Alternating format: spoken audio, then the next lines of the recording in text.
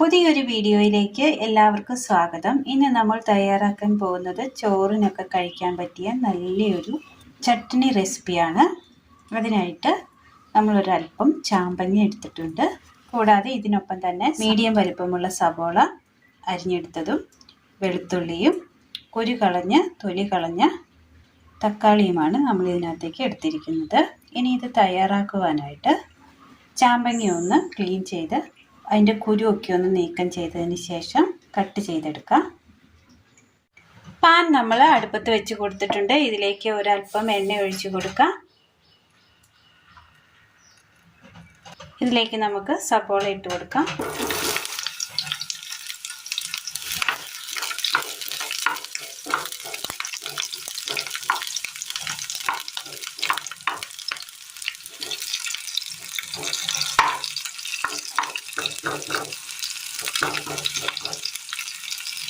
സവോള ഒന്ന് വാടി വന്നിട്ടുണ്ട്. ഇനി ഇതിലേക്ക് നമുക്ക് ഈ വെളുത്തുള്ളി 4 എണ്ണവും തക്കാളി അരിഞ്ഞെടുത്തതും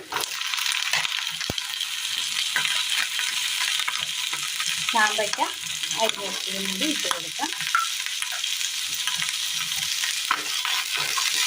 ചാമ്പയ്ക്ക കൊണ്ട് തന്നെ നമ്മൾ പച്ചടിയും ചമ്മന്തിയും തയ്യാറാക്കിയിട്ടുണ്ട്.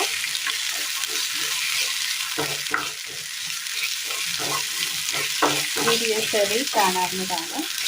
എല്ലാവരും ഒന്ന് ചാനൽ സബ്സ്ക്രൈബ് ചെയ്യാത്തവർ കാണുന്നുണ്ടെങ്കിൽ ഒന്ന് സബ്സ്ക്രൈബ് ചെയ്യുകയും ഓൾ എന്ന ബെല്ലൈക്കൻ എനേബിൾ ചെയ്യാനും മറക്കരുത്. ഇതൊന്ന് വാടി വന്നിട്ടുണ്ട്.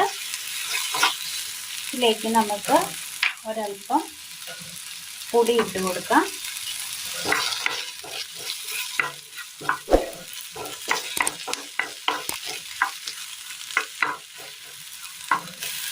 മുളക് പൊടി,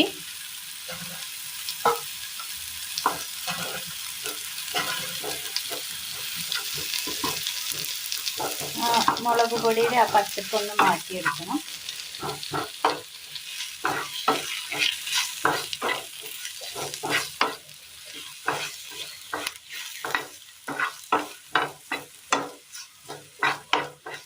ഇനി ഇതൊന്ന് തണുക്കാനായിട്ട് മാറ്റി വെക്കാം. മിക്സിയുടെ ചെറിയ ജാറിലേക്ക് നമുക്ക് ഈ വഴറ്റിയെടുത്ത സാധനങ്ങൾ ഇട്ട് കൊടുക്കാം.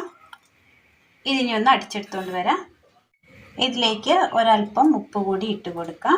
ഇനി ഒന്ന് അടിച്ചെടുത്തുകൊണ്ട് വരാം. ഉള്ളിയൊക്കെ വഴറ്റിയെടുത്ത് അതേ പാൻ നമ്മൾ അടുപ്പത്ത് വെച്ച് കൊടുത്തിട്ടുണ്ട്. ഇതിലേക്ക് നമുക്കൊരല്പം എണ്ണ ഒഴിച്ച് കൊടുക്കാം. കടുകിട്ട് കൊടുക്കാം. കടുകിലേക്ക് ചെറിയൊരു 2 കഷ്ണം കായം,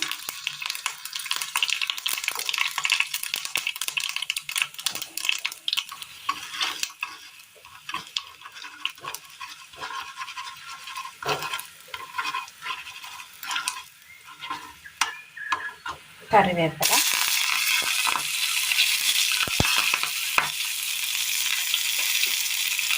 അരച്ചു കൊണ്ടുവന്ന കൂട്ട്,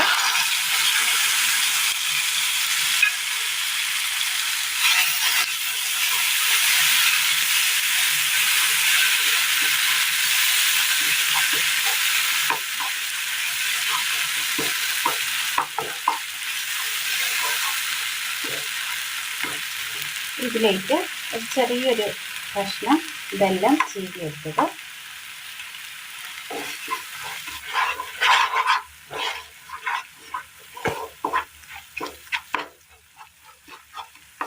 വെല്ലമൊക്കെ ഒന്ന് ഉരുകി വന്നപ്പോൾ തീ ഒന്ന് ഓഫ് ചെയ്യാം.